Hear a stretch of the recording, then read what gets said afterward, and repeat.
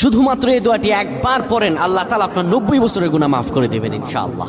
আপনার 90 বছরের গুনাহ মাফ হয়ে যাবে শুধুমাত্র এই দোয়াটি যদি একবার পড়তে পারেন। আপনার ভাগ্য খুলে যাবে, রিজিকে বরকত আসবে, মনের ন্যাক আশা পূরণ হবে, আল্লাহ আপনার সব দোয়া কবুল করে দিবেন। সুবহানাল্লাহি ওয়া বিহামদি।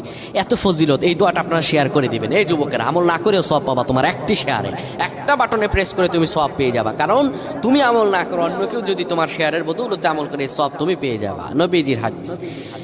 আমার ভাইয়েরা, আল্লাহর কাছে দোয়া করা, আল্লাহর কাছে দোয়া চাওয়া, এটি হলো মুমিনদের কাজ। আমার আল্লাহ বান্দাকে বলেন, বান্দারে উদউনি আস্তাজিব লাকুম, আমার কাছে চাও, আমার কাছে চাইলে আমি আল্লাহ তোমাকে দিয়ে দিব।